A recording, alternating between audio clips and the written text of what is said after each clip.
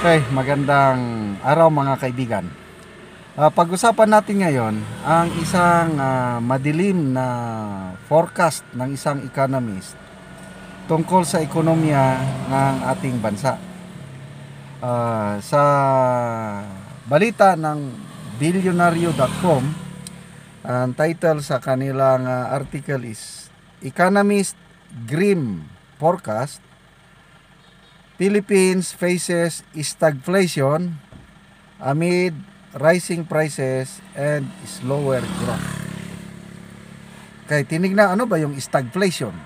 First time kong makam across ng word stagflation.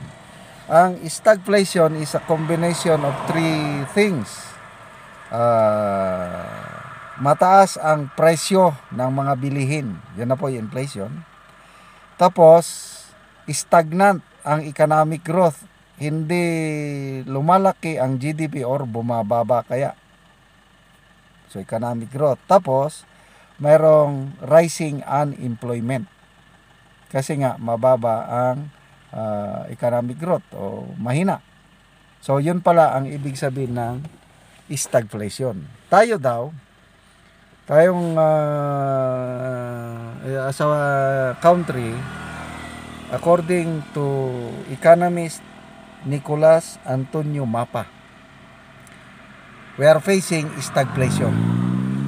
Okay, ano naman ang credential nitong economist? Siya po ay senior economist ng Dutch financial giant ING. So, medyo mabigat.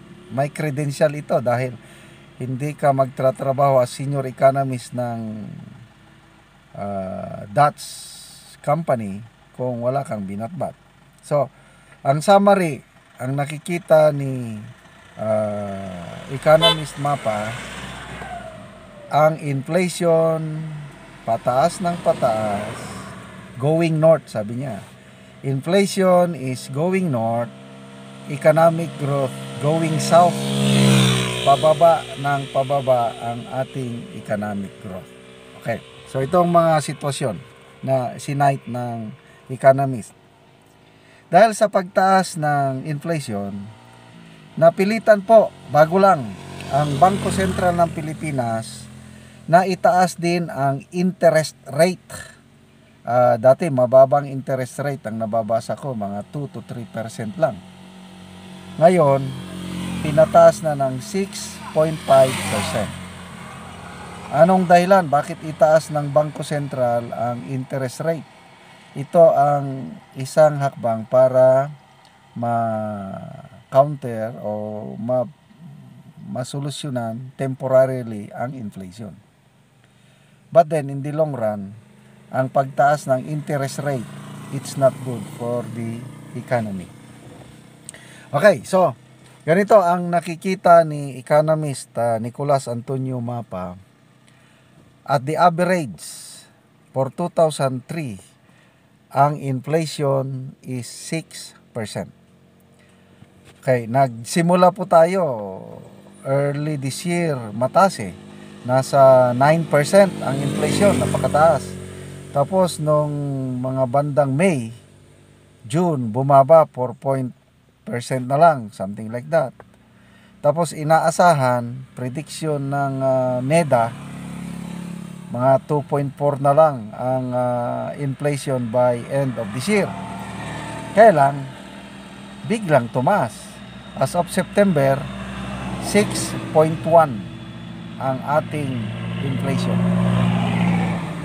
Kaya ang projection ni Economist Mapa, by the end of 2023, maging 6% ang inflation rate. Ito na daw po ang pinakamataas na inflation rate ng Pilipinas mula nung nagkaroon ng economic crisis sa Pilipinas noong 2008, na umabot po ng 8.2% ang inflation rate. Okay.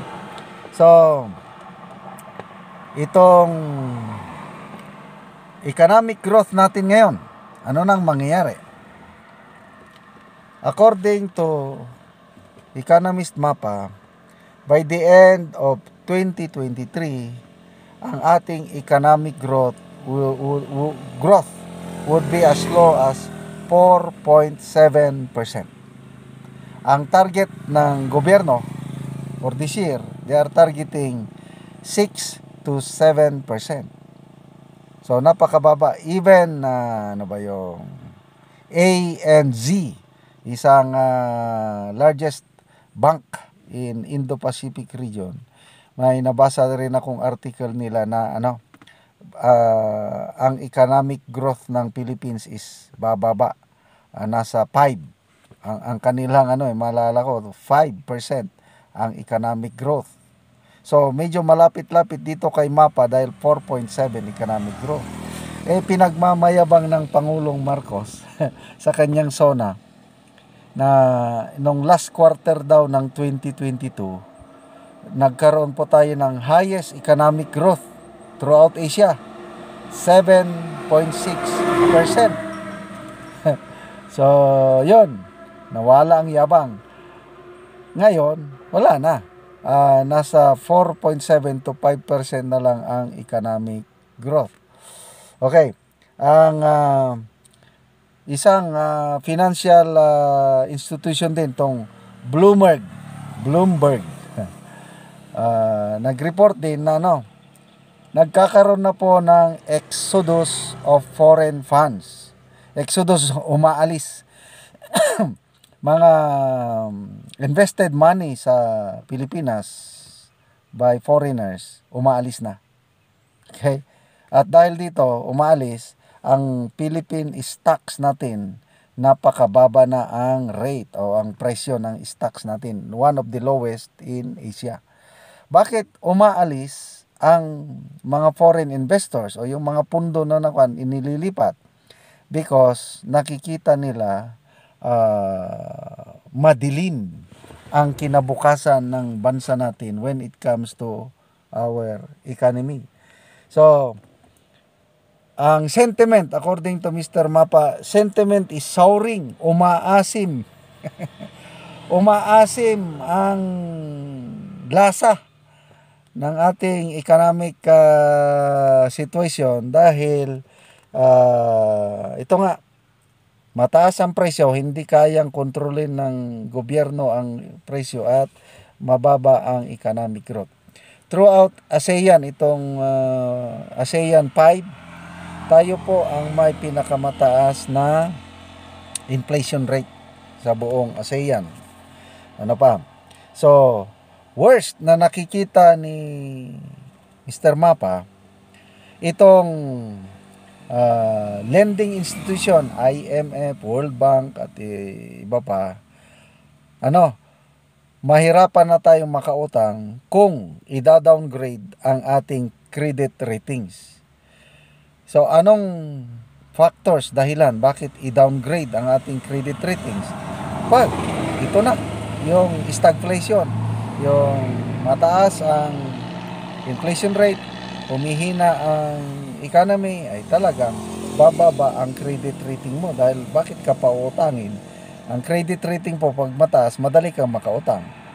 So, yun po. Isa pang delikado sa ating bansa. Itong nangyayaring kaguluhan sa Israel at Hamas.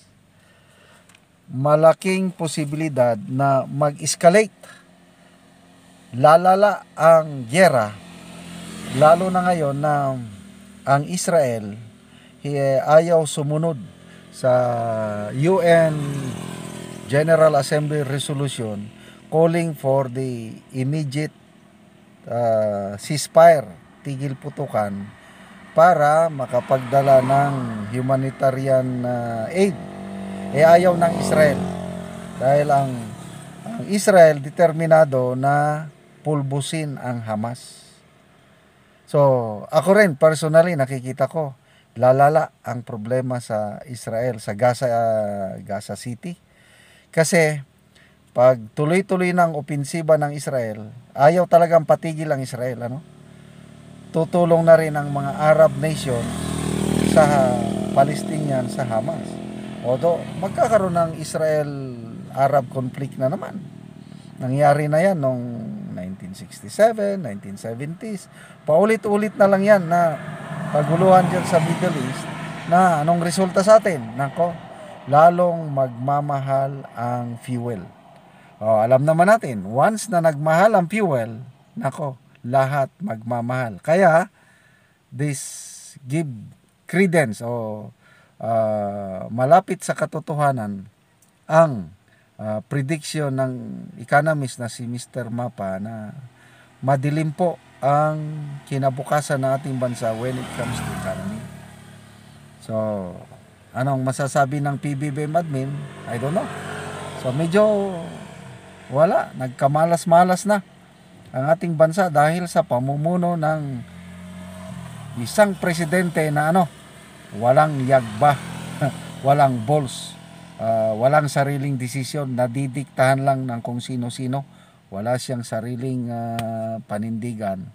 Ay nako, inuuna pa ang mga kaibigang, alam niyo na, yung nilalagay nila nga special envoy to China, yung pala ayaw mag-attend sa congressional hearing tungkol sa smuggling and hoarding.